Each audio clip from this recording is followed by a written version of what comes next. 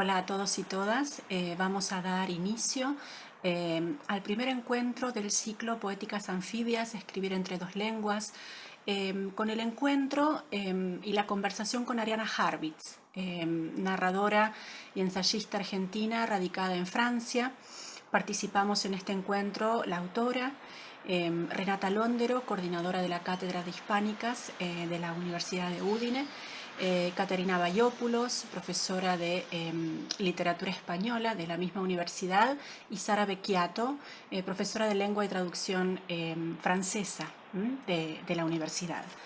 Voilà, j'aurais une petite curiosité si je peux, parce que Marisa m'a fait avoir certains de vos ouvrages, et si je peux commencer par une petite curiosité, parce que je ne suis pas spécialiste de littérature et je suis linguiste, mais il y a une figure littéraire qui me plaît beaucoup et qui est François de la Rochefoucauld.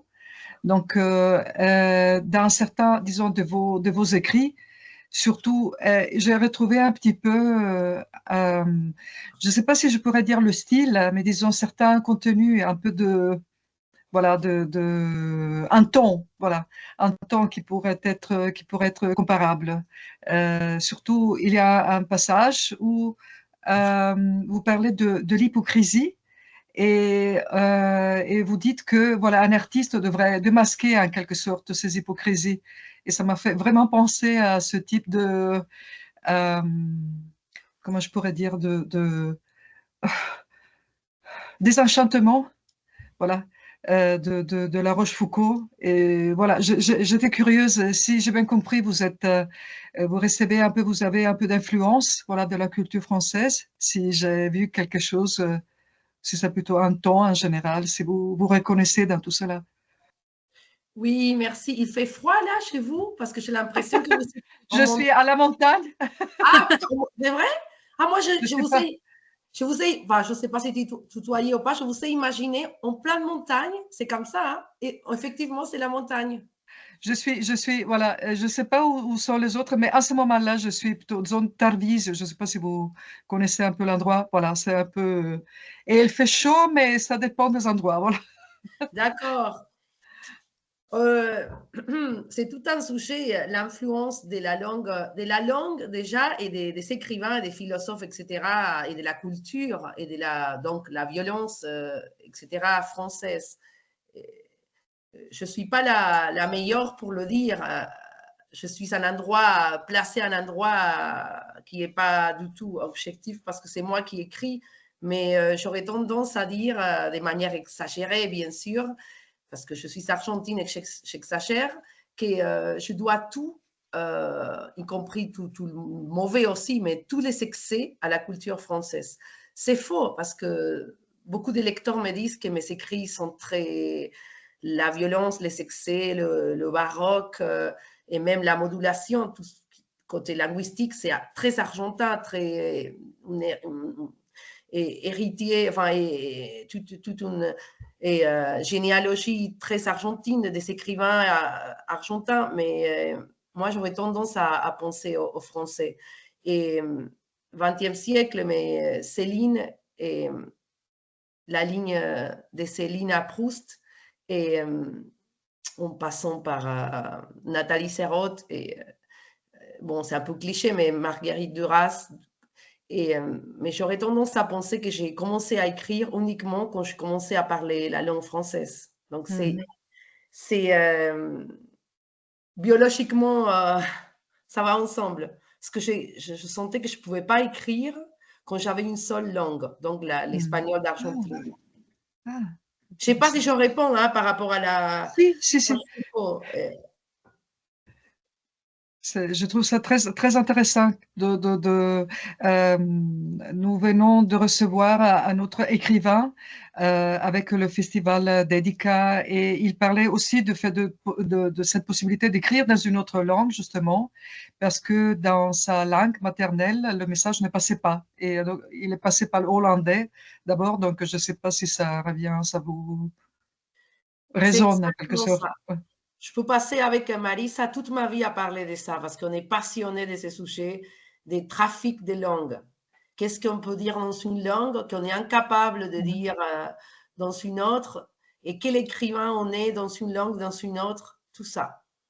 Mais en tout cas, pour moi, ma naissance, autant qu'écrivain ou écrivaine, je ne sais jamais comment dire, ma naissance dans l'écriture, et ça va ensemble avec la possibilité de parler et d'écouter la langue française.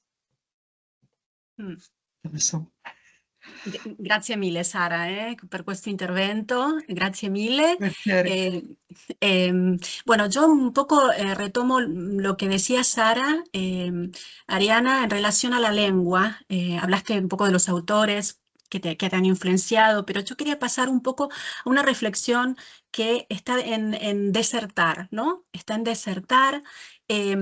A partir de una pregunta que te hace Miquel Gómez Guttart, que en realidad te dice, supongo que el hecho de llevar tantos años viviendo en Francia debe haber tenido algún tipo de influencia en tu escritura, ¿no?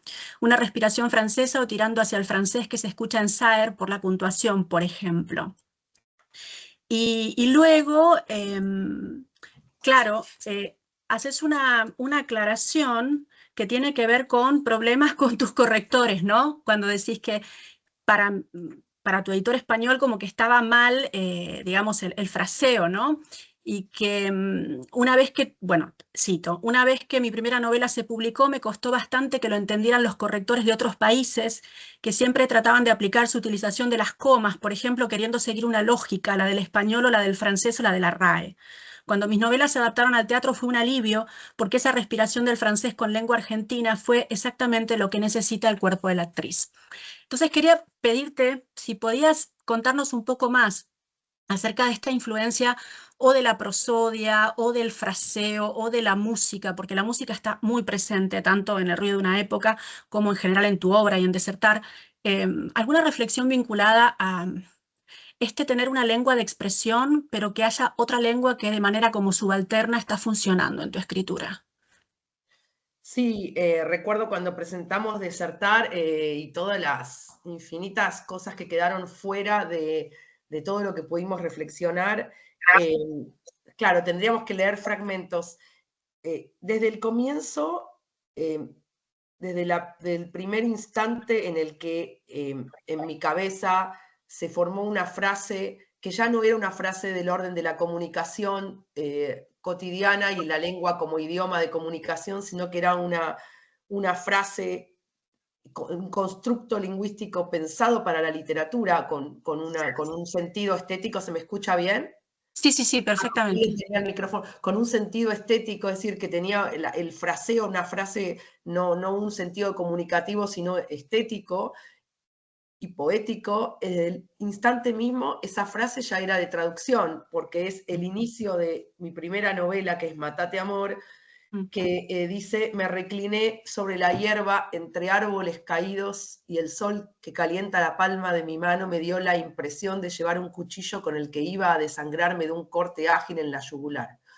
Toda esa frase no tiene comas, yo me cuesta decirla sin respirar, o sea que me corta el aliento, pero además está llena de utilización de palabras que no solemos decir en Argentina en español, como hierba o recostarse, es decir, que ya es una frase que viene por añadidura con la traducción como conciencia, como si cada frase fuese una frase de traducción. Y después esa frase que dice un escritor, no sé, no recuerdo si es Kafka, pero que decía, bueno, toda lengua en la que se escribe es una lengua extranjera y de traducción. Pero a mí lo que me pasaba concretamente es, en mis primeros escritos, y yendo a tu pregunta, es que los editores de mis primeras novelas, que me lo autoedité, además, todo muy a pulmón, como suele suceder, me decían, me gusta un poco la historia, qué lindo tu estilo, pero hay que corregir todo el tema de las comas y la puntuación. Parece que hay un problema ahí con la puntuación. Ellos lo llamaban un problema, quizás porque pensaban, bueno, era inexperta, como si hubiese un corrimiento, como si hubiese un desacomodo entre lo que quiero contar y la puntuación, ¿no?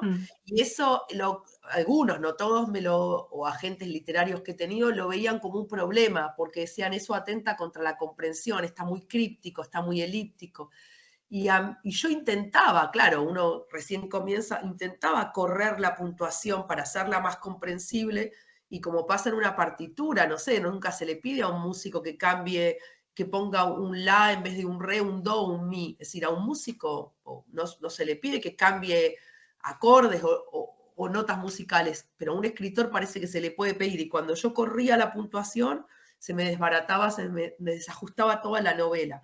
Entonces siempre tuve un problema con lo argentino y la puntuación. Obvio que mis modelos siempre eran modelos de escritores que ya escribieron bajo influencia de una cultura a otra, sobre todo la francesa, ¿no? Como Cortázar, obviamente, o Saer, sobre todo ellos dos. Y, y eso, ¿no? Siempre tuve una especie de doble escritura, era la escritura y la puntuación, y a veces la puntuación es más a la francesa y la escritura más a la argentina. Bueno, pero acá estás ampliando en toda tu respuesta, además de la cuestión de la prosodia o del fraseo, de la puntuación, hablaste también de la selección léxica, es decir, cuando a veces usas palabras, no sé, como hierba, ¿no? Que es como que hay una selección léxica en la que de alguna manera está funcionando el francés, pero encontrando la palabra más adherente en español, ¿no? Como que entonces veo que más allá de la música, del fraseo también influye en las palabras, ¿no? Así que bueno, Exactamente, sí. exactamente, porque pareciera que toda la influencia está puesta en la puntuación, pero resulta que es como un rayo láser, como una, si se quiere, como una especie de enfermedad buena, es que atenta o ataca también a las palabras. Me, me resulta imposible, no sé si eso hace que las novelas sean mejores o no, es que directamente no lo puedo pensar de otro modo. Me resulta imposible no estar todo el tiempo, las palabras que surgen dentro de una novela siempre son palabras, yo me estoy tentada a siempre pensar que no existen, después me desilusiono porque veo que existen, la palabra hierba existe, ¿no? La palabra recostarse existe, la palabra el ventilador giraba existe, ¿no? El verbo y el sustantivo y el artículo existen, pero yo siempre quiero, muchos escritores, sigo la tradición, siempre quiero que la frase esté absolutamente intervenida, ¿no? Y Sí. eso afecta hasta las palabras, y muchas veces pongo palabras que no existen, ¿no? O de campos semánticos, sobre todo eso, ¿no? Campos semánticos que se cruzan, ¿no? Mm. Trato de no Em, escribir bajo un mismo campo semántico, ¿no? Que si voy a escribir sobre el horror de la pérdida de un hijo, todos los adjetivos, las palabras que lo describen no pertenezcan a ese campo semántico, por ahí al de la agricultura.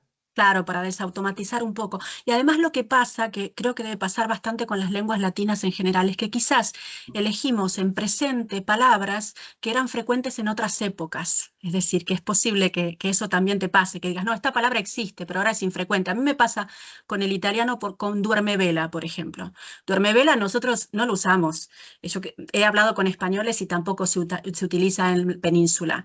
Pero dormiveglia en italiano es súper frecuente en el italiano actual. Entonces, de alguna manera, como que el italiano direcciona un vocabulario que existe, pero que es anacrónico para nosotros. Entonces, esa también es una forma de desautomatización.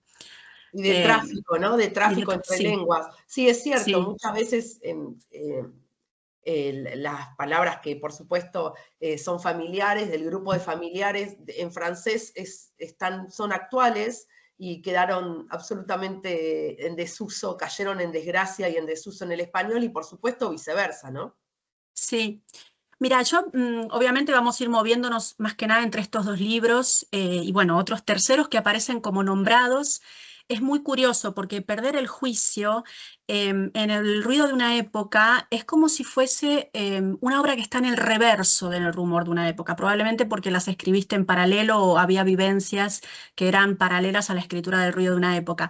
Pero a mí esto realmente me interesó muchísimo porque lo que hay silencios entre las cartas que aparecen aquí incluidas, en donde parece que se está escribiendo la novela y que direccionan al lector a esas obras que aparecen solamente nombradas pero silenciadas. Sobre eso te voy a preguntar, pero siguiendo en el tema de la traducción, así después pasamos a otros temas. A mí me llama mucho la atención el hecho de que necesites como interlocutor, no necesites, incluyas como interlocutores a traductores. no son solamente traductores, porque por ejemplo en El ruido de una época hay varias otras autoras que no necesariamente son traductoras, pero yo noto que no sos traductora, bueno, no sos traductora en el sentido profesional, ¿no? Porque ya estamos hablando de que hay una traducción mental, hay un vivir entre dos lenguas, en fin, en el sentido más profesional.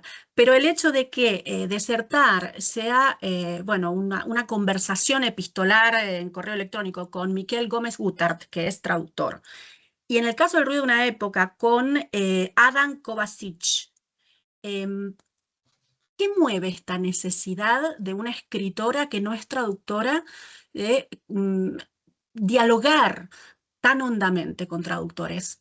¿Por qué?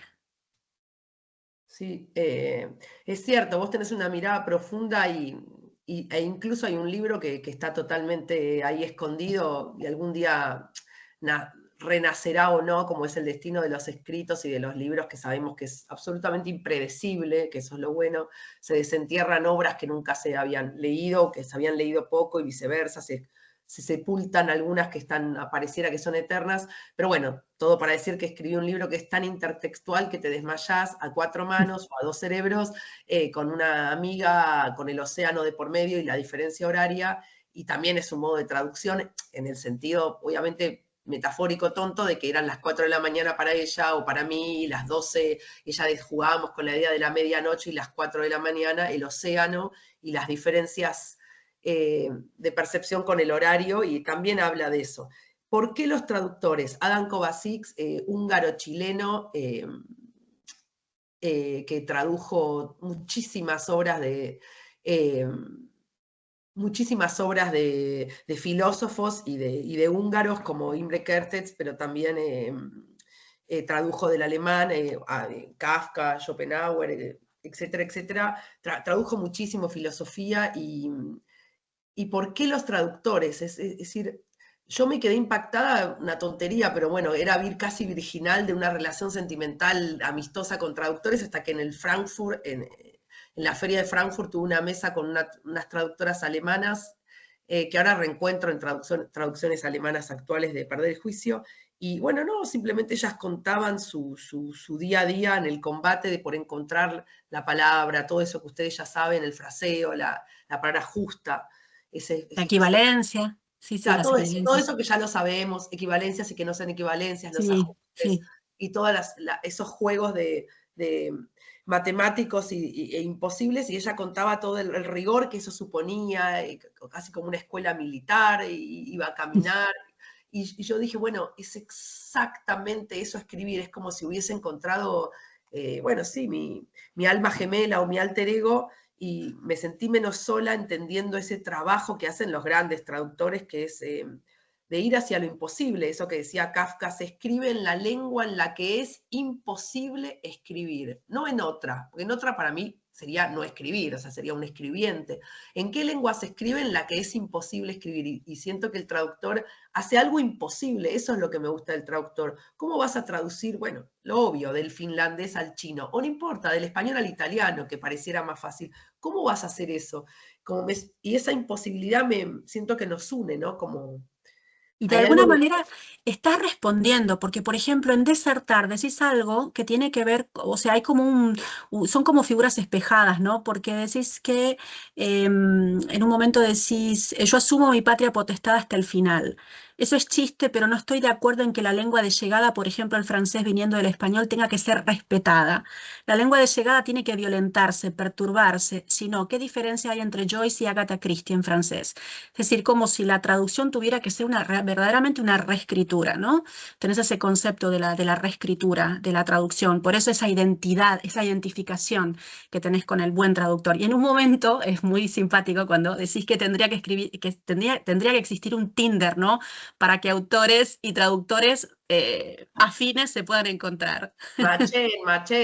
para que No sé, macheen. no tengo el arsenal retórico. Todas las demás personas están, porque yo no veo a nadie, pero sí, es porque se Sí, oculta la sí, imagen, ¿no? sí, sí, sí, Es sí, loco, están. porque siento en un Si punto que quieren estamos preguntar solas. algo, aprovecho Sí. para decir que si alguien aquí quiere intervenir y quieren preguntar algo, que pregunten, ¿eh? Que hagamos un diálogo. Yo tengo otras preguntas y otras cosas. Caterina va a entrar en unos minutos y te va a también preguntar algo. ¿Está en clase ahora, Ariana? Pero Sí, veo bueno, una Yo, sola persona, ¿no? yo Veo voy a a hacer los una dos pregunta. y a Giuseppe. sí, sí. ¿Qué tal? No, ¿sabes? Por eso, ¿no? Además, yo también me tengo que ir a las 3:15, entonces quisiera aprovechar ese tiempo para preguntarte algo. Voy a volver atrás un momento a lo que estuvieron comentando al comienzo de la charla, cuando todavía estabas contestando en realidad a Sara en francés. Y tiene que ver con eso. No sé si de repente suena muy tonta la pregunta, pero igual te la planteo. Eh, Ahora vos hablás prácticamente, o sea, sos casi bilingüe español y francés.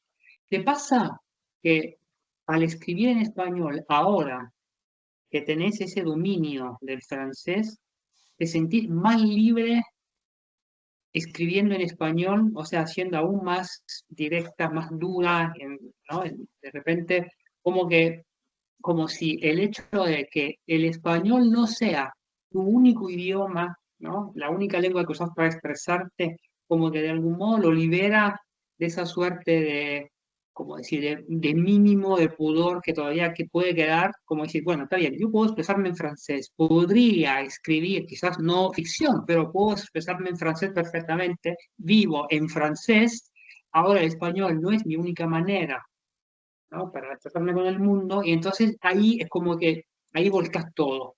No sé si te ha pasado, si has notado cambios en la forma de, no, ese sentido de liberarte, de decir, acá lo puedo decir todo, en español. Sí, gracias por tu pregunta y por tu presencia visual y física. La verdad que es una muy buena pregunta porque vuelve unos pasos atrás de cómo es que hablamos del armado de la escritura y después nos fuimos a la traducción del armado, de cómo se arma. Y pensaba, y quería decir cuatro casos de pintores, pero hay 100.000 para pensar. Pensaba en Magritte. Magritte lo que hace es, para pintar esas cosas, y ahora voy a tu respuesta, ¿no? Esas cosas supuestamente surrealistas, las pipas, los sombreros, las manzanas tapando una cara y todo lo que sabemos, los paraguas de Magritte, lo que él explica es que lo que hace es cambiar en la forma de sensorial, de la sensorialidad. No intuye sensorialmente las cosas del mismo modo o convencionalmente que cuando no pintaba. Y Matisse lo que hace, que me fascina, y ahí voy a justamente cómo armo o trato de armar mi lengua, es que cambia la escala de las cosas. Matisse, una mesa, una silla, un escritorio, un árbol, cambia la escala de las cosas, y para eso es porque cambia la orientación de la luz. Y Chagall cambia la espacialidad, y Rembrandt cambia, y lo que ve en las sombras son fantasmas. Entonces yo pensaba siempre, un poco ingenuo si quieren, pero da igual, es ¿por qué? Porque yo siempre estaba en los museos viendo cuadros para ver cómo era escribir, no estaba tanto, sí, en una biblioteca también, pero sobre todo en museos viendo cuadros y en conciertos escuchando piano. ¿Por qué los pintores pueden así cambiar las dimensiones, la escala, la espacialidad, la sensorialidad? Obviamente una manzana en medio de una cara o una cara con 3 ojos ya lo sabemos. Y nosotros los escritores sí, hay muchos que han experimentado, por supuesto, hablando de Joyce o cualquiera pero se nos da menos eso, se nos tilda enseguida de vanguardistas, experimentadores, locos. Y yo necesitaba eso que Matisse, Magritte o Chagall tenían, y lo encontré con el francés. Podría haber sido el italiano, el húngaro o el checo o el finlandés. Se me dio con el francés, no soy políglota, y se me dio esto de la libertad que vos decís. Dispongo de 2 lenguas y un poquito mordiendo otras 2, el hebreo y el inglés. Las tengo. Bueno, entonces mi laboratorio es eso, y me da muchísima más libertad tener el francés. Yo salto de una lengua a la otra, no me considero bilingüe, no hablo perfecto, tengo lapsus, tengo errores, tengo lagunas, hago falsos amigos, me equivoco, y la pronunciación ni hablar. Pero claro, entonces me permite estirar mucho más la lengua en español por el francés. La estiro, la ataco, esa piña al mundo que decía Jean Améry, el alemán, bueno, francés, esa piña al mundo, esa transmutación, es eso que también decía Rilke, esa transmutación. ¿Cómo lo logramos? Pues yo, por ejemplo, no me drogo, no digo que Burroughs o muchos lo hacen bajo opio, no me drogo, no me alcoholizo, qué sé yo, como bajo el volcán, nuestro amigo. Digo, ¿cómo encuentro ese equivalente al opio o al alcohol de los escritores alcohólicos? ¿cómo trasvierto, cómo transmuto las lenguas? Bueno, yo no podía antes de irme a vivir a Francia, juro que no podía y lo intenté, ¿eh? Escribí mucho, tengo mucha preobra y preobras de teatro, y el francés me intercepta el español de un modo que me lo estira. Y, por ejemplo, como decía Marisa, me permite ser inmigrante, vivir hace 17 años fuera de Argentina, me permite cómodamente usar un diccionario que quedó en desuso. Pero yo no sé si yo viviendo en Argentina, en mi mesa de trabajo tendría un diccionario en desuso. Tal vez sí, ¿eh? Pero tal vez no. Y acá se me da sin artificio, se me da de una manera orgánica, ¿no? ¿Vos me entendés, Marisa? Sí, sí, completamente, completamente, y me encanta escuchar esto. Em, Giuseppe, ¿querés preguntar algo más? No sé si te O... respondí porque como quieran puede repreguntar. Esa es la pregunta. No, tengo otra pregunta, pero no va más hacia lo lingüístico, sino hacia otra cosa que había comentado Ariana, pero tampoco quiero monopolizar Sí, no, no, no, la pregunta, pregunta. En conversación. italiano No, entiendo también, si hablan, pero no pero hablo. vos sabés que a ver, si no te importa, preferiría en español. Si no, dale, está perfecto. No, eso simplemente. Vos hablabas, por ejemplo, ¿no? De ese problema que tuviste, de algún modo, esa complejidad, ¿no? En la fase de diálogo con los editores a propósito de las comas, de la posición de las comas y todo eso. Y quería preguntarte si pensás que eso tiene que ver con algo que quizás debería estar superado desde hace 20 años, que es que el, eh, el español peninsular hasta hace un tiempo se consideraba como el español, entonces se trataba de civilizar a a los hispanoamericanos que escribían o que pretendían escribir y publicar en Europa, por un lado, y por otro lado, si pensás que hay una suerte de prejuicio por parte de los editores cuando se acerca o llama a su puerta a una persona que recién se estrena en el mundo de la escritura y que consideran que es obvio y natural que esa persona se esté equivocando y que hay que darle consejos y explicarle cómo se escribe. O sea, si tenía que ver con una suerte de incomprensión, como decir, a priorística, porque estás empezando, entonces obvio que lo haces mal, o si tiene más que ver con ese discurso de en España hablamos el verdadero español. O sea, ¿cuál de las dos? ¿Dónde se ubica eso? Sí, ¿hay alguien, puede ser que se escuche? ¿Ustedes escuchan la interferencia? Sí, Pregunto, ¿eh? No quiero me hacerme pare- la maestra. A ver, ¿será el mío? Me silencio yo mientras vas hablando. Ay, sí, porque vos también, Giuseppe, escuchabas una interferencia fuerte. Yo porque... Y ahora no la escucho más, ¿vos? Pero no te Esto lo, queremos callar. esto lo estamos grabando, así que mejor, ¿no? Hiciste bien en decirme. Espera. Sí, sí, sí, me Ah, silencio. ah, ah, Ay, bueno, qué pena. Bueno, eh, está buena tu pregunta. Mi intuición es que es menos eso que vos decís, pero no tengo a ciencia cierta. Obviamente la verdad, bueno, no soy editora y las verdades nunca se dicen, siempre se ocultan, así que puede ser que sea eso y no lo dicen.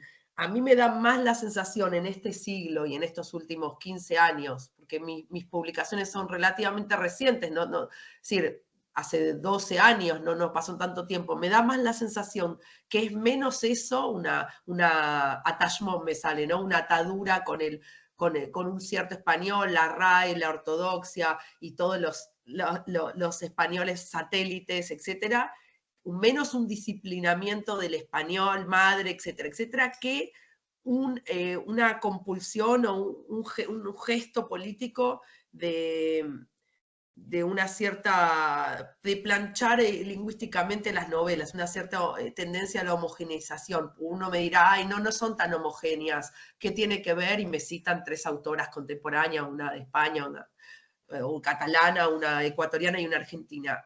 Yo diría que sí, que hay mucho más una homogeneización lingüística y de estilo, por supuesto, es lo mismo hoy que hace 50 años. Habría que discutirlo y argumentarlo, pero yo estoy casi segura, no soy especialista en la materia, pero soy lectora y escribo, y me doy cuenta que no importa la temática, a mí nunca me importa de qué trata una novela, si de Videla, si de Franco, si de Mussolini, los campos de concentración, o si de la maternidad y el sexo. A mí nunca me importa eso. Lo que me importa es qué lengua construye, es decir, qué verdad construye artística, ¿no?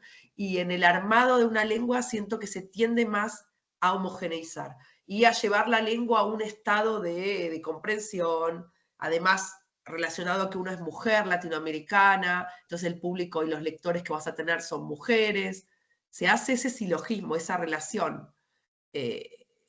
Creo más bien que es eso, es una tendencia de la época. Y sí, me han querido corregir bastante las novelas, o me han dicho que si cambiaba un poco mi estilo iba a alcanzar más público, más lectores. Es como pedirle a Orson Welles, no sé, a Wim Wenders que filme para Netflix porque lo van a leer, lo van a ver más espectadores. No sé, no porque yo sea Orson Welles, quiero decir, o Anderson, nada que ver, pero me refiero que quieren torcer el destino de un artista para que entre a mayor público eso. Creo que más bien tiene que ver con eso. Entonces pasan las traducciones un montón. Alguien que está traduciendo de nuevo al rioplatense, al español rioplatense a Joyce, una vez más, le dicen, pero esto no se entiende, los correctores, ¿no? Esto no se entiende, esto no se entiende. Y no, porque era Joyce, si querés que se entienda en lo que decía Agatha Christie. Entonces transformamos a Joyce en alguien que no era Joyce, si quieren. Buonissimo. Simonetta, se vuoi intervenire puoi farlo in italiano, puoi parlare in italiano, puoi fare delle domande in italiano e noi traduciamo. Se hai qualche Grazie, per dubbio. adesso sto ascoltando, Sì, grazie. stai ascoltando, benissimo. Pure per gli altri studenti, aquí está Caterina Vallopoulos, mi colega de literatura española, quien escribió el prólogo. Están aunque no se ven, ¿no? Sí, aquí está Caterina, ¿no la ves, Ariana? Sí, sí. Ah. ¿No me ves ahora? Ahora que estoy hablando, quizás. Ahora sí, pero. Y Renata también. Ahí está Renata, que te la presenté antes, Sí, no, yo coordinadora de la acabo de cátedra. conectarme porque tenía una clase antes y tengo otra después y no las puedo perder, pero realmente es un placer finalmente conocerte, Ariana, y muchísimas gracias por haber aceptado esta invitación y a Marisa también para hacerlo posible. Y no sé si hasta ahora habéis hablado más de cuestiones que tienen que ver con la lengua y la traducción, imagino, pero bueno, yo, si es posible, tendría una pregunta sobre el tema, una cuestión más temática, de contenido, más que lingüística. Y es lo que más me ha llamado la atención del ruido de una época, es efectivamente esta idea de que tenemos esta suerte, ¿no?, de vivir en una época que hace mucho ruido, pero luego se le pide a los artistas, a los escritores, obedecer, no hacer demasiado ruido. Y por eso te quería preguntar pedir un comentario acerca de esa idea de la literatura que ha dejado de desobedecer y que se adecua a lo políticamente correcto, que es como renunciar a pensar, como una renuncia al verdadero conocimiento, ¿no?, que es un tema que profundizas en el ruido de una época y que a mí me ha encantado tu manera de manejarlo. Muchas gracias, Caterina, por la pregunta. Me encantaría poder responder en italiano, pero no es posible. Lo iba a decir en italiano y es una vergüenza. No, y la verdad que sigue estando el ruido. Me parece interesante lo que decía Marisa. Me parece interesante lo que decía Marisa de que un libro se fabrica a la sombra, y ahora contesto tu pregunta sobre la época y la política, a la sombra de otro, porque es cierto, si ustedes lo leyeron, el rumor, el ruido de una época, las cartas, en el intercambio, la correspondencia con el traductor y escritor Adam Kovacic y lingüista, estamos pensando en esos misiles de un lado a otro, pensando la imposibilidad y la posibilidad de escribir, y yo le comento mi imposibilidad de escribir Perder el juicio, ¿no?, que ya es una obra que pronto aparecerá y se está traduciendo al italiano. Es decir, sí, lo que decís vos lo sigo pensando, le escribí El ruido de una época que me parece, no lo debería decir yo, pero que es muy actual. Muchas veces me dicen, lo escribiste por el 7 de octubre, o lo escribiste por Trump, o lo escribiste, no, porque esto es muy anterior y muy anterior a su publicación. Por supuesto, se fue gestando desde el primer minuto que escribí Matate Amor, pero me parece que sigue manteniendo su actualidad, ¿no? Me da la sensación de que primero la fabricación de una escritura antes era distinta, no quiero que se me acuse del discurso de que todo pasado fue mejor, esa tentación, cuando uno va cumpliendo años a mirar el pasado con dulzura y nostalgia y a no mirar el horror del pasado, yo puedo pecar de eso, pero me da la sensación que en lo que concierne al arte, antes escribir suponía silencio, suponía estar muerto, ¿no? Esto que decir, para escribir hay que estar muerto, esta especie de distancia con la vida. No todos los escritores, pero muchos, ¿no? Algunos recluyéndose en el campo, otros escribiendo carnet de guerra en la trinchera, en el frente, aunque en la guerra de cada uno, ¿no? Esa idea de que se armaba la escritura en un mirador excepcional. Cada artista tendrá su Primera Guerra Mundial que tuvo Céline, ¿no? O su enfermedad que tuvo accidente Frida Kahlo. Digo, cada artista tiene su propia guerra, su genocidio, su drama, su excepcionalidad, ¿no? Proust, su infancia, pero digo, el alcohol de Duras, pero antes siento que escribir suponía esa especie de gesto revolucionario respecto a las palabras, respecto a la mirada del mundo, y ahora me da la sensación, la industria mediante, el mercado, la época, el miedo, es decir, cambiaron las cartas, cambió la época, ¿no? Como suele pasar. Este siglo es más reticente a que una época, como decía antes, que decía Jean Améry, sea un puño al mundo. Entonces lo que hay es temáticas, sí, temáticas revolucionarias, la emancipación de la mujer, por supuesto, ahora que se puede escribir, ¿no? Temáticas revolucionarias, empoderamiento de la mujer, la maternidad no como yugo, atacar el patriarcado, que es válido, ¿no? Pero ¿qué pasa con la fabricación de una lengua que tiene que suponer también ese cambiar las escalas? Y creo que hay menos de eso ahora, hay menos, siempre hay algunos, ¿no? Las excepciones. Lo veo mucho en el cine, la literatura también, el arte plástico también. De música no soy tan aguda para comprender cómo se está pensando la música ahora, sí, a nivel popular, me refiero al piano, la música clásica, ¿no? Pero la música, el cine me parecen casi artes muertos. Es decir, nunca está muerto el arte, ¿no? Pero me refiero que de 10 películas que veo en el cine, creo que 8 están muertas. Es terrible. Por ahí me parece muy pretencioso de mi parte decir que hay cierto arte que nace muerto, como esta metáfora obviamente muy macabra y muy cadavérica de un bebé que lamentablemente nace, o sea, no nace, ¿no? Se lo sacan a la madre muerto. Pero una obra que nace muerto, creo que Artaud, la imagen de Artaud, no mía, es eso, ¿no? Y para terminar, me acordaba que el otro día fui al museo de Rodin, ¿no? de Rodin, acá en París, bueno, ya en París, porque no estoy en París, y mostraba la escultura que hizo de Balzac. Claro, no había cabeza, no hay cuerpo, es solamente una especie de bata monacal, de especie de vestido monacal, y adentro se supone que en el vacío estaba Balzac. Ahora, que en el siglo XXI, 2025, es una pavada, pero en su momento lo acusaron casi lo querían meter preso por hacer una escultura sin cuerpo, que era un gesto revolucionario, cambiaba el vacío contemporáneo, o sea, cambiaba una estatua sin cuerpo, y bueno, es una obra obviamente ahora universal y canónica, pero ese gesto de Rodin de hacer una estatua sin cuerpo, yo no lo veo tanto ahora. Ahora, ¿por qué? Sé, un sociólogo tendría que explicar por qué hay épocas, no sé, en donde sea con más valentía que otras, ¿no? Es el mismo miedo que tenemos de ir a la guerra, el miedo que tenemos a reinventar la forma quizás, pero no soy socióloga, pero me da la sensación de eso. Yo no sé qué tiene que... Los hombres acá, todo el mundo tiene pánico a ir a la guerra, o en otras épocas iban a la guerra, ¿no? Bueno, me da la sensación de que hay un miedo atávico, no sé, algo que nos aleja nos da miedo a la muerte, vivimos a espaldas de los cementerios, y también nos da miedo en el arte, no sé. Esa es mi explicación, una tentativa, ¿no? Ariana, conectándome un poco con lo que estás explicando y con lo que preguntaba Caterina, me acordé muchísimo de vos el último mes a partir de toda la polémica con la publicación de El odio de Luis G. Martínez Luis G. Martín en Anagrama.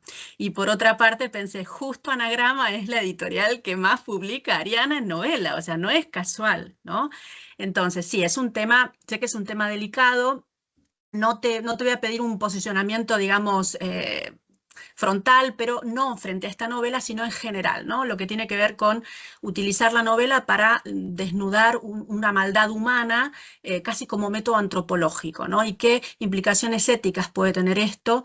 Yo, en realidad, esto me despertó muchas inquietudes a mí, porque, bueno, yo estoy como vos siempre de parte del arte, ¿no? De parte del arte, y pensaba también en esto que decía Lukács de la novela histórica, ¿no? Cómo para escribir una novela histórica tiene que existir una perspectiva histórica, o sea, que el hecho histórico narrado sea un hecho alejado en el tiempo del presente en el que se escribe. Entonces yo creo que la principal polémica de este tema tiene que ver con el hecho de que es un asesinato muy reciente, ¿no? Y que las víctimas, digamos, se sintieron, digamos, interpeladas directamente con este tema y, bueno, toda la polémica viene también por eso. Entonces yo no sé si el factor tiempo es un factor que tendría que tenerse en cuenta a la hora de tocar determinados temas, ¿no?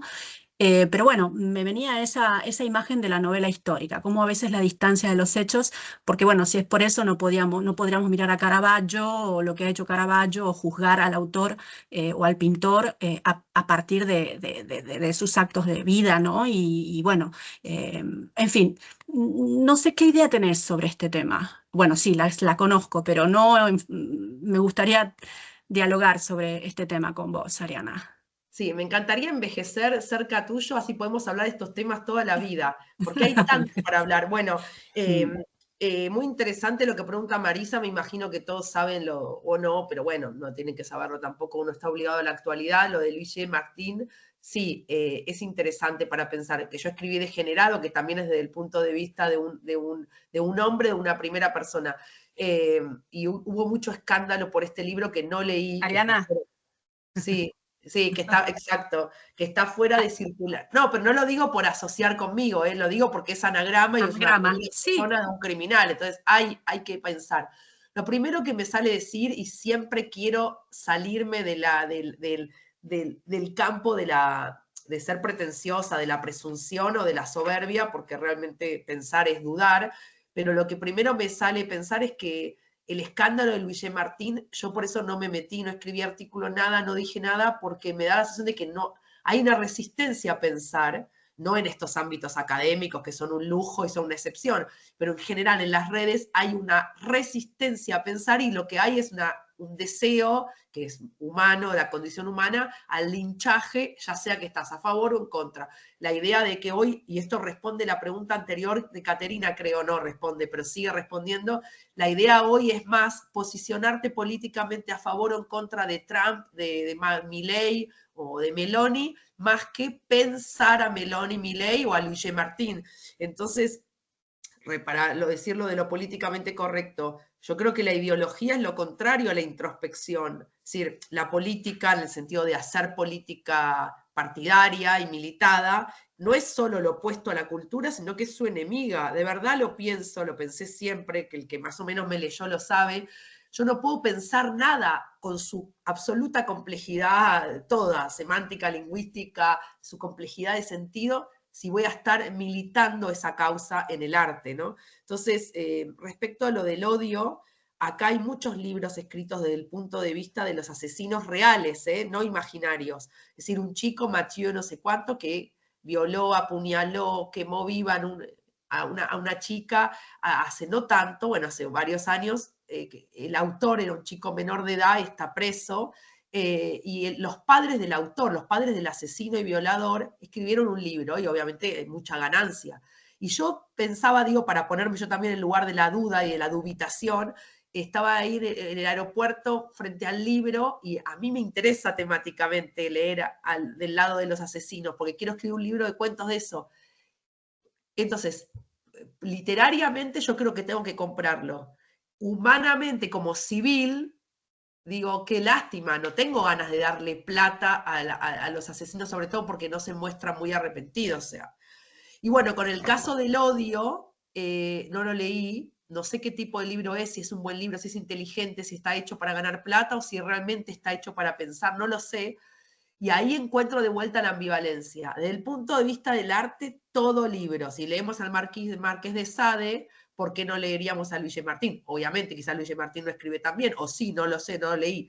¿Qué? Porque Marqués de Sade torturaba y quemaba vivas a chicas o cuenta esos horrores hace mucho y son Claro, como la Condesa Sangrienta, que no vamos a leer la Condesa Sangrienta. Pero que alguien que muere, o Caravaggio, que mató a un hombre, que alguien que muere y fue quemado vivo, o un antisemita, o alguien del Celid, o alguien que mató a alguien en el siglo XVII, esa muerte vale menos que el siglo XIX o XX. O sea, pero entonces no podríamos acceder a nada de la cultura, porque la cultura es el ámbito también de los criminales, pues yo estoy viendo mi biblioteca y estoy viendo acá los compositores musicales y entonces, desde el punto de vista del arte, todo, cualquier obra, todas, la más abyecta, eso es el arte, ¿no? Esa posibilidad de sublimar. Desde el punto de vista humano, entiendo el escándalo en España. Lo entiendo. Claro, es que aquí lo que pasa, porque por eso a mí también me despertó una ambivalencia y me encanta poder hablarlo contigo y con las personas, con vos y con la gente que está presente, con los colegas y alumnos y alumnas. Porque el punto es que como se habla de un hecho real, digamos, cercano en el tiempo, si no me equivoco, estos asesinatos, no sé, fueron como en el 2012 o algo así, quizás me equivoco en algún año, pero digamos que las víctimas, la madre de esos hijos asesinados está viva, quiero decir. Entonces, desde el punto de vista humano, ético, o sea, yo intento ponerme en ese punto de vista, ¿no? Por eso yo hablaba de la distancia y por eso intentaba, de alguna manera, para salvar la misma idea de arte que tengo tuya, Ariana, pensaba justamente en Lukács, ¿no? Como decir, bueno, esa distancia que te permite juzgar los hechos desde otra manera, aplicado a otro género, ¿no? La novela histórica.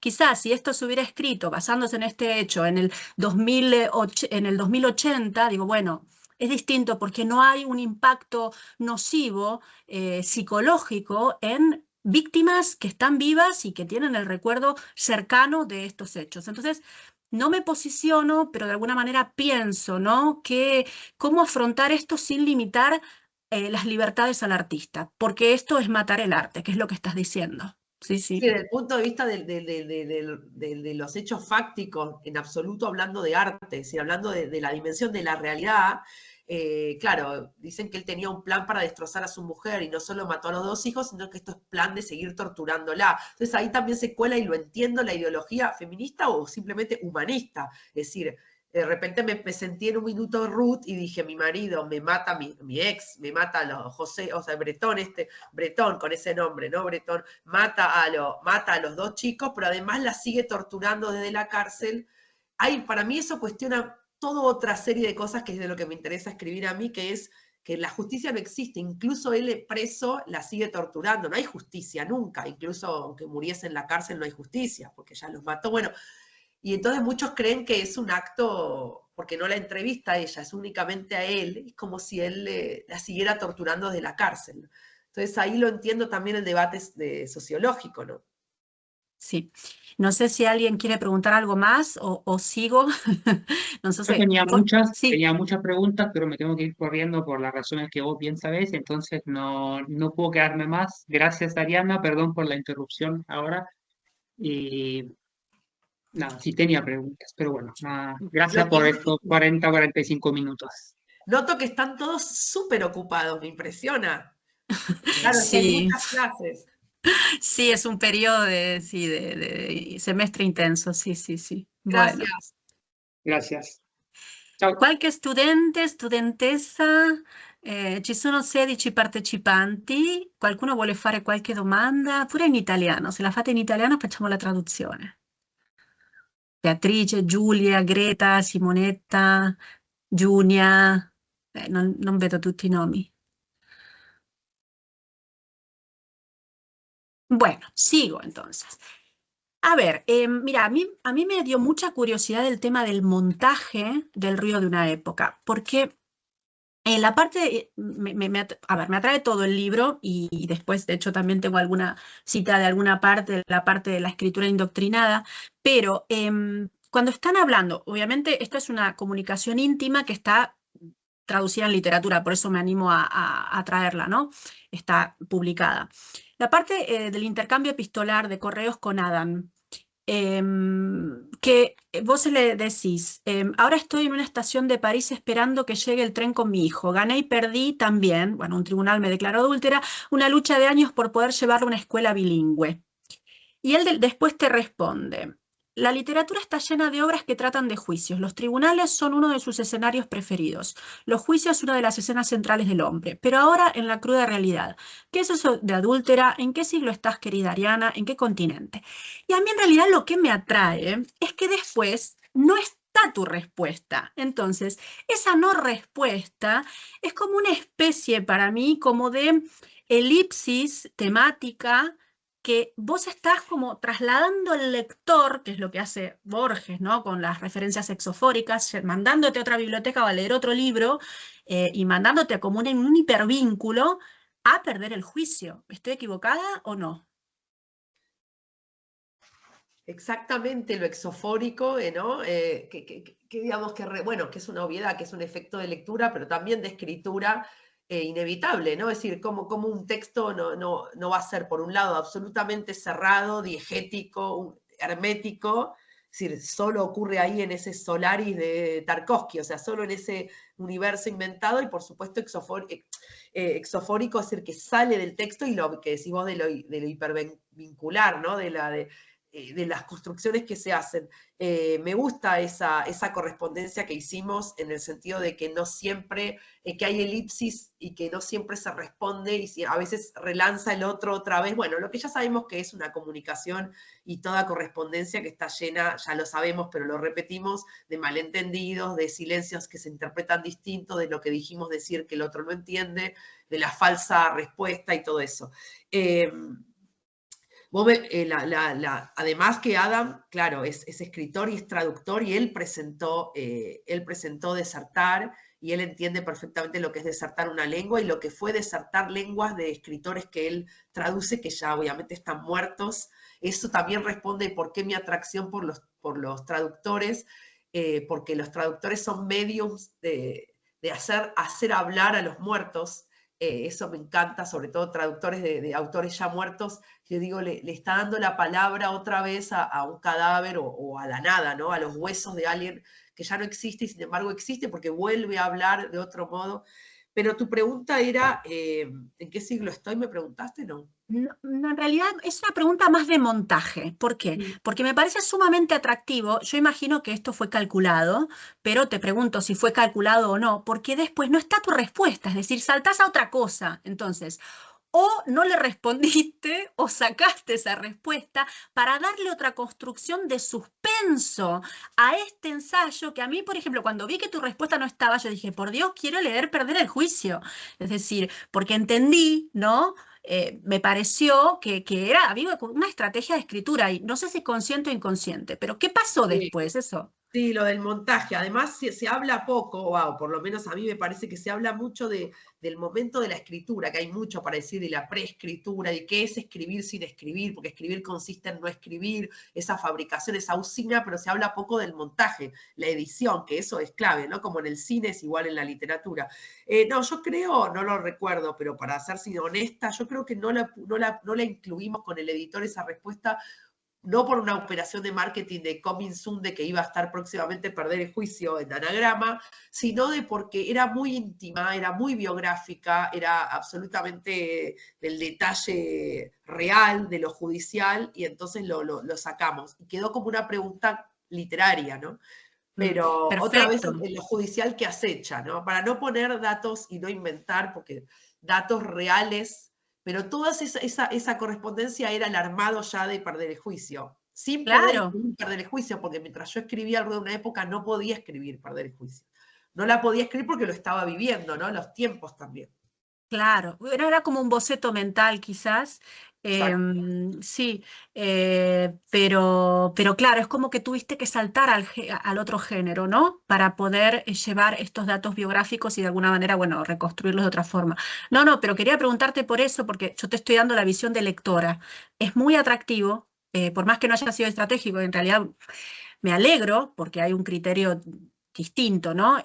Pero eso sí, a mí me enganchó muchísimo, el hecho de que haya elipsis, lagunas, que te puedan mandar a otro texto, a investigar, ¿no?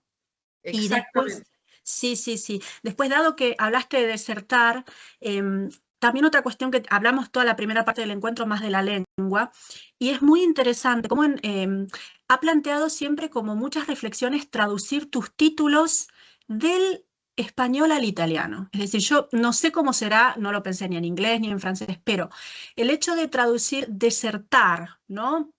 Disertare, que tiene como esta cosa paronímica que había hablado en el prólogo de la edición, que es desertar, disertar, y la idea de desierto, ¿no? Como una palabra y poder llevar al italiano todos esos sentidos, se puede respetar bastante, tengo que decir. No así en el caso del río de una época, que la traducción obviamente es totalmente adherente al rumore de una época, pero ten en cuenta que para nosotros, como hispanohablantes, rumore nos suena atenuado. ¿No te suena atenuado, Ariana, a vos? ¿Te suena atenuado? Más Sí, no, el rumore me suena más musical, más melódico. A mí me remite a un campo más musical, de canción, o más romántico y menos brusco, menos, ¿no? Como sí, es un ruido menos molesto, sí. claro. A Caterina, y aprovecho y te pregunto, porque obviamente rumore y ruido, rumore es la traducción de ruido, lo sabemos, pero en italiano la connotación de rumore es tan fuerte como la de ruido en español. Porque también podría ser, no sé, hay otras posibilidades, ¿no? Como por ejemplo, no sé, bacano, que suena mal en un título, pero son como más fuertes, ¿no? Chiasso, no sé. Bueno, es que chiasso, baccano sono, es como decir, un ruido muy fuerte, ¿no? Más cargado. Más cargado. Y sí, no, bueno, ruido, es que efectivamente en casi todos los contextos se suele emplear rumore por ruido. Hasta cuando hablamos, por ejemplo, de las interferencias que pueden obstaculizar una conversación, una comunicación. Se habla de ruidos. Cuando se habla de algo en el fondo que te molesta, se oye un ruido, in italiano è un rumore di fondo, un rumore molesto, un rumore... Bueno, por eso a mí me parece que el rumore de una época es el término que más se acerca, Claro. porque incluye la mayoría Sí, de todo. las Bacano, acepciones. chiasso, Luego la fracasso. equivalencia completa lo sabemos, que a veces Claro. es una ilusión o un objetivo inalcanzable, Sí. pero sí que es la palabra que se acerca más en todo, por esa serie de connotaciones, no solo por su significado más inmediato, ¿no? Y que también me hace pensar a algo que aporta como una discordancia, como un, ¿no? Algo como Una incómodo, ¿no? sí, algo que Incómodo. te molesta, Sí. algo sí, incómodo, que te molesta el oído, ¿no? Que no funciona de alguna manera. A mí me parece muy acertado, además del título original, o sea que está, como dices tú, que tenemos la suerte de vivir una época ruidosa, pero rechazamos a veces todos estos ruidos, ¿no? Por esta tendencia a limitar la agresividad, a limitar la violencia, a dar siempre una versión más suave, más dulce de las cosas con respecto, como si no pudiese, como si ya no se pudiese hablar de algo. Lo estaba comentando antes con mis estudiantes. Por ejemplo, yo siempre doy clases sobre Siglo de Oro y me encuentro en la necesidad de explicar una cultura misógina, antisemita, homófoba, con y cada año va subiendo el nivel de dificultad y las premisas que tengo que hacer para que los estudiantes, cada vez más acostumbrados a este tipo de edulcoraciones, no se asusten de lo que digo y que no apliquen filtros del siglo XXI a una mentalidad que pertenece al comienzo de la época moderna y que, bueno, no la entenderemos nunca si la juzgamos desde una perspectiva actual. Por eso a mí me ha llamado mucho la atención todo lo que dice Arianna en esta... ¿Por qué? Porque me reconozco en la mayoría de las cosas que dice. Sí, porque yo he vivido 20, 22 años, 23 años casi del siglo XX y claro, bueno, al tener un pie en el siglo XX, mi estructura psíquica se formó en el siglo XX y me parece que es hay como un rechazo a la vida, un pánico a la vida, a la muerte ni hablar, y a la vez una pornografía de la vida y la muerte en las redes, pero en las redes, no es lo mismo mostrar a alguien que muere de cáncer o que se tira de un balcón en las redes que en la vida. Y no sé, es como ese rechazo a lo real, esos filtros del siglo XXI, toda esa especie de resistencia que vos notás en tus alumnos, que no es solo en Italia, creo que es a nivel mundial o por lo menos de Occidente, eso también llega al arte, ¿no? Esa sangre llega al arte. Es muy pronto y siempre se dice que es difícil analizar muy agudamente, o quizás un visionario, un genio, la época viviéndola, ¿no? Porque ahora cortamos el Zoom y tomamos un café y estamos viviendo el rumor, el ruido de esta época. Pero estoy casi segura de eso, ¿no? Porque lo veo en mi hijo estudiante, lo veo en los alumnos que a veces fui a una universidad la vez pasada, y también confunden el arte con la vida, porque por ejemplo me preguntaron, yo fui a presentar Matate Amor, Perder el Juicio en francés, y me preguntaron que si yo tenía enfermedades mentales, si había querido matar a mi hijo. Digo, ¿cómo? Son chicos de 16 años y no me lo preguntaban con ironía, con sarcasmo, me preguntaban en serio, es decir, que leyeron mi novela como si el narrador y el personaje fuesen exactamente lo mismo que la autora, y yo tuviese problemas mentales, depresión postparto y quisiera matar a mi hijo, y me tardó 1 hora en explicar que no quiero matar a mi hijo y no los convencí. Digo, bueno, si quieren lo mato, no sé. Es decir, que esa transgresión en el arte se traslada a la vida, por eso tanta cancelación, o por lo menos tanto intento de cancelación. Pero esto responde un poco al ruido de una época. Yo intenté, humildemente, porque es vastísimo, recolectar como quien recolecta huesos, un antropólogo, lo que fuese, recolectar un poco de esos ruidos, ¿no? Y hay un autor asiático, que no recuerdo el nombre, o no sé si era asiático, creo que sí, no sé de japonés o de qué país, que hizo todo un ensayo filosófico analizando los ruidos de cada época, ¿no? En el siglo XV, en el XVI, XVII, XVIII, XIX, XX, si uno se parase en el medio de la calle, en medio de París en el siglo XIX, qué ruidos había. Entonces, un poco de ahí me surgió el título, ¿no?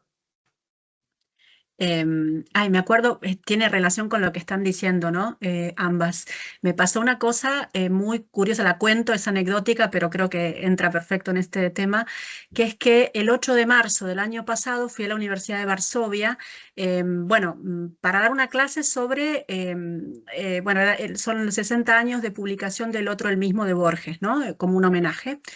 Claro, era un viernes y era el único día que yo me podía tomar, porque antes tenía clases, con lo cual caía justo 8 de marzo. Y entonces, yo tenía todo mi PowerPoint, todo para hablar de Borges, y yo veo que la embajadora argentina en Varsovia habla solo de mí y no habla de Borges, ¿no? Entonces dice, sí, nos va a dar una conferencia sobre Borges, pero empieza a hablar de mí, ¿no? Y yo me sentí como incómoda, ¿no? Porque digo, a ver, vamos a hablar de Borges. Bueno, después me di cuenta de que, y además me enteré, que era porque siendo el Día de la Mujer, no les parecía justo que se hablara de un hombre. Entonces, claro, la estrategia institucional fue poner el acento en mí, que soy mujer, y entonces, claro, yo, Marisa Martínez Pérsico, hablo de un escritor hombre. Esto no me lo voy a olvidar nunca. Yo no terminaba de entender y después, bueno, lo entendí y lo supe, pero sí, bueno, son esos extremos, ¿no? Esos extremos que a veces hay que contarlos también para que, para poder pensarlos desde otro lugar, ¿no? Bien. Lo que Eh, acabas de decir pinta la época, pero incluso estamos en la cornisa de lo cancelable, porque yo sé que lo que vos contás riéndote porque te pareció un absurdo, y a mí me parece un absurdo absoluto, estoy segura que a mucha gente le pareció bien. Y hasta le parece misógino de nuestro lado criticar eso.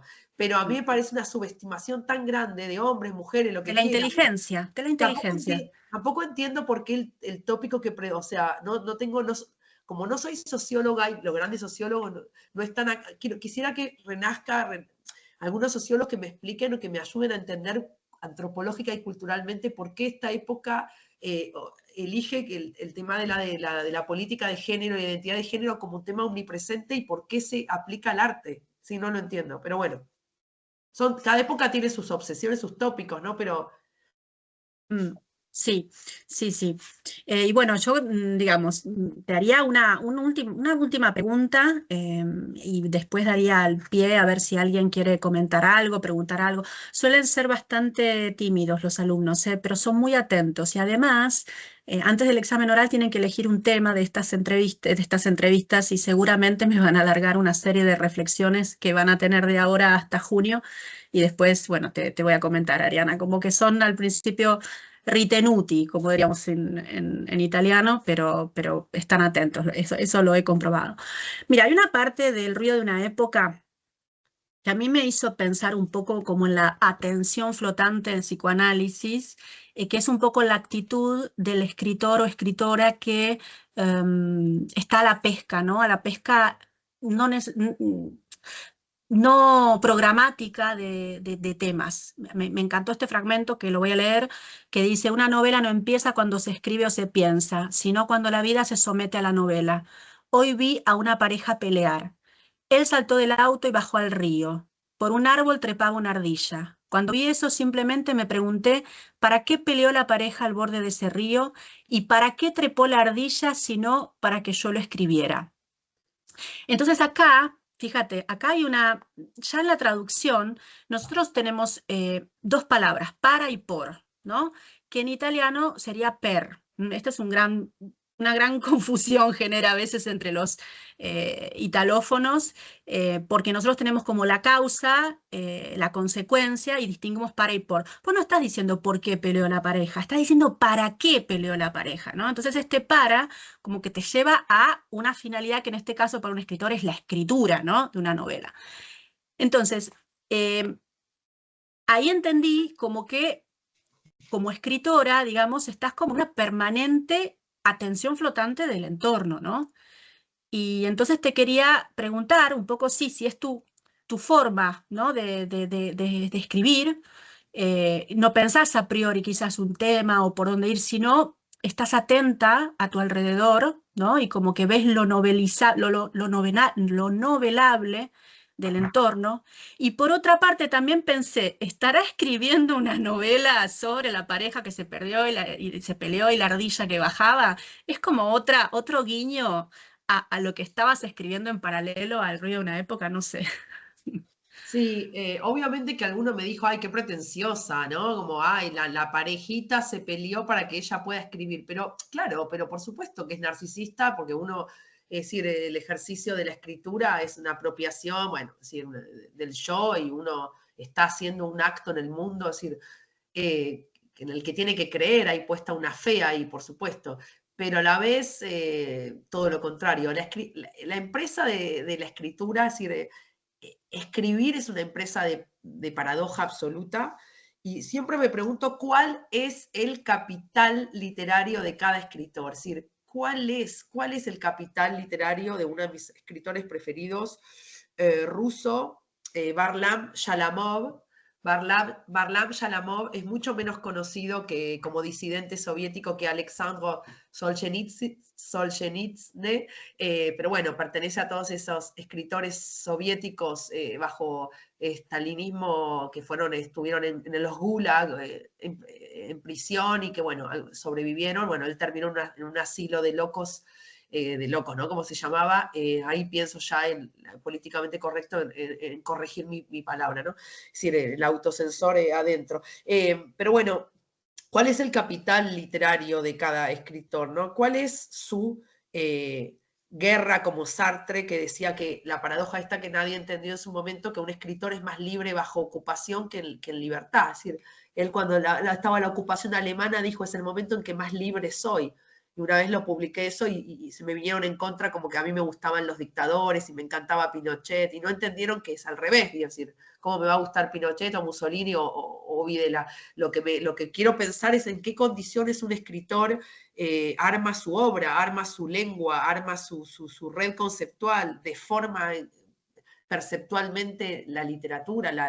Bueno, esas condiciones las inventa el escritor o se las da la vida, ¿no? En el caso de Varlam Shalamov se las dio Stalin, le hizo el regalo de mandarlo a los gulag, ¿no? Y creo que fue él o Solzhenitsyn que dijo, nunca me sale el nombre, que dijo, si yo no hubiese estado 30 años en los gulag, no hubiese escrito. Es decir, el gulag, se entiende la paradoja, lo resguardó de la alienación y la convención de los que estaban libres. Entonces, para contestarte, es una relación muy particular entre la vida y la obra, o entre la vida y la pulsión, el acto de escribir. Yo, en lo personal, yendo a mí, porque no sé otros escritores, o sea, sí lo sé, ¿no? Pero cada uno tiene su laboratorio. Mi laboratorio por el momento es el campo, que si bien es un campo real, no estoy psicótica, es decir, estoy viendo un árbol, o sea, una chimenea, o sea, pero realmente para mí es también ficción. O sea, me la paso todo el día escuchando crímenes, entonces voy caminando y después siempre pasa este efecto que es maravilloso, que es que uno escribe el incendio de una casa sin haberla visto, y una vez que lo escribe, se traduce o se corrige y se publica, un día uno pasa y la casa está quemada. Es decir, esto que se dice que no es un tópico, ¿no? Pero es decir, ¿quién quemó la casa? Primero había que escribirla, la literatura produce finalmente efectos reales, ¿no? Eso me pasa mucho, me pasó con Matate Amor. En realidad toda mi obra, eso es más personal, pero como estamos terminando lo digo, muy biográfico lo que digo, todos mis libros tienen ese efecto raro. Por ejemplo, yo escribí en precoz la adolescencia de un hijo, ¿no? Un hijo puber, una relación un poquito incestuosa, erótica, madre-hijo, un hijo puber. Yo la escribí mirando como modelo a mi hijo que tenía 4 o 5 años, pero ahora mi hijo tiene la edad de precoz y se cumple lo que yo escribí, no por el incesto, pero se cumple lo que escribí 10 años antes. No sé si... Escribí en Matate Amor lo que me pasó en mi vida 10 años después. Es decir, es decir, como que hay una relación del tiempo donde a veces la literatura se adelanta a lo que luego va a pasar. Una especie de la literatura como premonición, ¿no? Como acto de visión. En el mejor de los casos, cuando las obras son mediocres, no, pero yo digo, cuando las obras son más o menos buenas, hay algo premonitorio, hay algo de visión. Absolutamente. Bueno, a ver, tenemos unos minutitos para alguna pregunta más, alguna pregunta final. Ovviamente si può fare pure in italiano, un commento, non so. Sì, se posso, volevo fare una domanda. Sì? In italiano però. Sì, Il mio Giulia, sì, spagnolo volevo chiedere cosa pensa Arianna del fatto che si parla tanto dell'intelligenza artificiale, soprattutto per quanto riguarda la traduzione, no? E quindi soprattutto nel mondo dei romanzi, della scrittura, si dice tanto che si userà moltissimo l'intelligenza artificiale, che sostituirà i traduttori. A parte che secondo me è un qualcosa di veramente triste se si dovesse arrivare a questo, anche per quello che aveva spiegato la scorsa settimana Marco riguardo, no, al lavoro del traduttore, di quanta passione c'è dietro, no, nel lavoro di traduzione. E volevo sapere appunto come uno scrittore può affrontare questo problema dell'intelligenza artificiale che magari sostituirà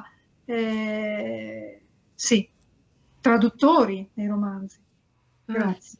Ariana, ¿te traduzco o Sí, entendiste no. todo? Perfecto. No, hizo referencia, lo único que te digo es que hizo referencia a un encuentro que tuvimos el martes pasado con un traductor literario, que habló como, digamos, bueno, hizo referencia a él. Scusate, Sí. Me despido. Chao. Chao, Kate, Chao, gracias. Caterina, Muchísimas gracias. gracias y perdonad la interrupción. Chao. Está llena de despedidas esta charla. Nunca me pasó, Encuentros y no, es normal. despedidas. Ahora me doy cuenta del ritmo que tienen los académicos, de feroz. Bueno, sí, ¿quién me preguntó? Junia, ¿no? Sí, Junia, sí, Junia, Junia. Sí, Giulia. Mal, Junia, sí, entendí. Por supuesto, hay gente mucho más joven o con más capacidad de reflexión sobre las nuevas tecnologías y el mundo que se viene, que es especialista en el tema, que seguramente tiene una cabeza más revolucionaria que la mía, que está atestada y infestada de siglos previos, y que además yo cuando escribo estoy siempre pensando en comienzos del siglo XX o el XIX, o incluso antes, ¿no? Es decir, que soy... No retrógrada, pero sí, estoy siempre en desfasaje con la época, y que me parece que escribir es eso, estar en desfasaje con la época, y sin embargo habitarla, ¿no? No desertar justamente. Me parece que tengo una visión muy oscura, quizás porque no pertenezco a, es decir, no viviré siglos futuros, no sé, me da la sensación de que es... realmente, así como ahora, y es un hecho fáctico, no lo estoy inventando, por lo menos lo dicen en Francia, pero creo que no es un efecto solo, un fenómeno francés, así como ahora los alumnos están haciendo operaciones matemáticas menos complejas que lo que hacían los alumnos de la misma edad, de liceo, de secundario, hace 30 años, los profesores de matemática observan que tienen menos capacidad de abstracción y menos capacidad de resolución de problemas matemáticos complejos. Lo mismo pasa con la lengua, que es lo mismo. Hay operaciones mentales que se están reduciendo. Esa reducción en la complejidad mental, la complejidad de las neuronas se están usando menos. Ya las usamos poquísimo, ¿no? Pero sí, entonces creo que es un retroceso y que va hacia la automatización. Claro, la inteligencia artificial es lo que pasó en Hollywood con la huelga de los guionistas. Puede llegar a reemplazar a los guionistas, a los traductores, ni hablar, a nosotros, los escritores, y producir un arte que va a ser efectista, que va a ser comprensible, y que va a ser desprovisto de lo que solamente un ser humano puede prever, que es esto, ¿no? Esta disociación, esta digresión, esto que decía antes Marisa, estas lagunas, esto exofórico, esta especie de hiperrelación, todos esos mecanismos que únicamente los puede producir la condición humana, un hombre, ¿no? Una mujer, sin un ser humano. Entonces creo que el arte va hacia un estado de mayor automatización. No sé cómo se podrá salir de ahí, veo mal una revolución. Buenísimo, gracias Junia. No sé si alguien más quiere preguntar algo, comentar alguna cosa. Io ho una piccola domanda, ma forse Sì. esula, è più una curiosità. Je vous demande en français, quels sont les écrivains qui ont joué un rôle le plus important dans votre vie d'écriteur? Pendant la jeunesse, écrivains français ou espagnols ou de l'Amérique du Sud? C'est une petite curiosité seulement.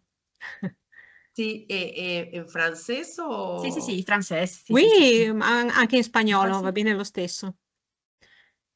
Sí, oui.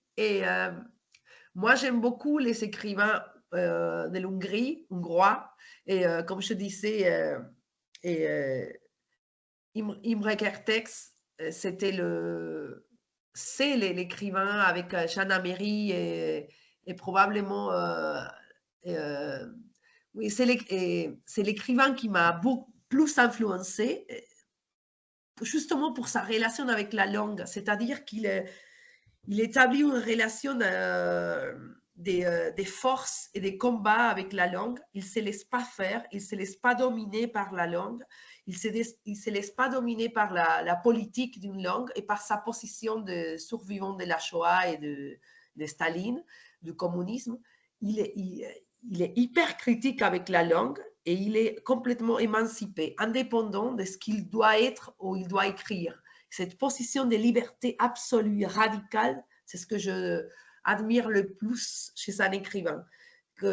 Après, c'était Clarice Lispector, Anne Sexton et Marguerite Duras et Sylvia Plath m'ont énormément influencé aussi.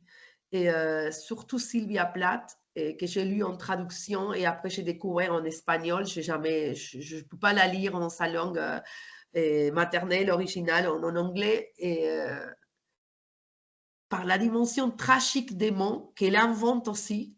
Et après, ce sont les Français, surtout en France et en Argentine, à l'Université de Buenos Aires, c'est toujours les Français en fait.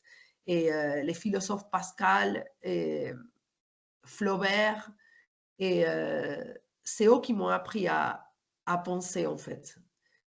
Et beaucoup les philosophes, parce que j'ai pas fait des études en littérature en Argentine, ça c'était à Paris, dans ma 12e vie d'émigré, mais en Argentine, j'ai fait des études en philosophie à l'Université de Buenos Aires.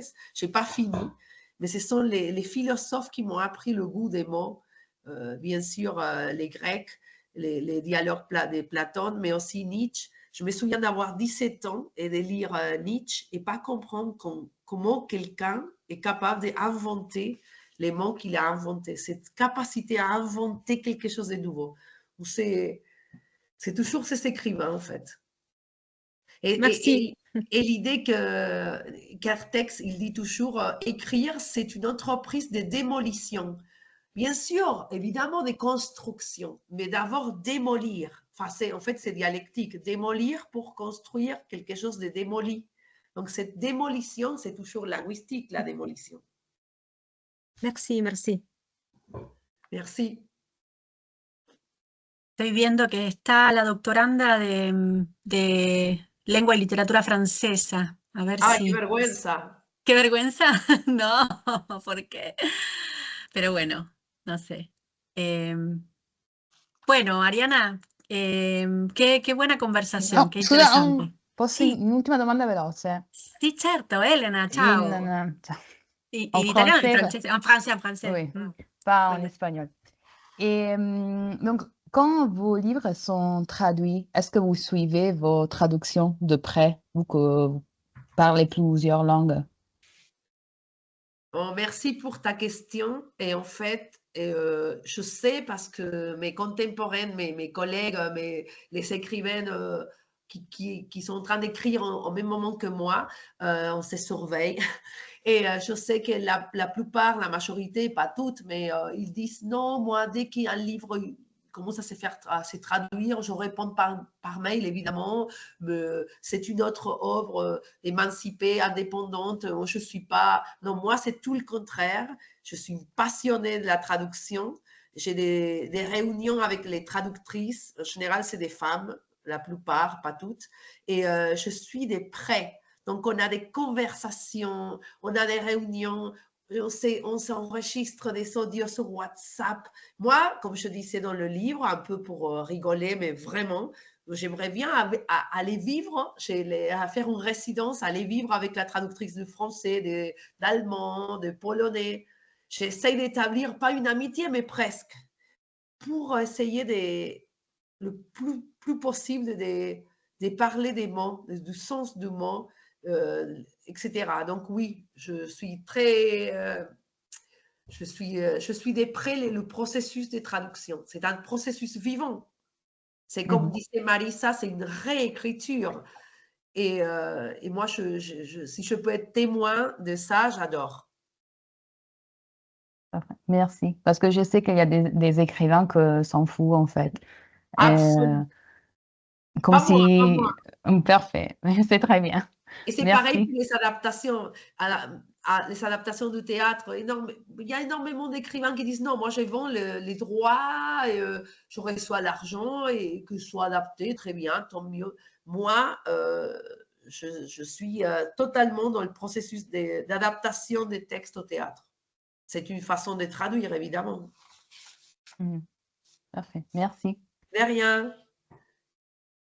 Bueno, Ariana, muchísimas gracias por este encuentro que va a tener ecos así en el pensamiento y por esta conversación. Te voy a pasar el enlace cuando esté en línea y bueno, la seguimos. Gracias, Bueno, Ariana.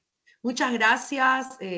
Si hay después ecos, ya me contará, que será siempre lo más interesante, los ecos, las repreguntas, los análisis posteriores. Pero bueno, muchas gracias por la conversación trilingüe y por pensar todas estas cuestiones de fantasmas en la escritura y la traducción. Gracias.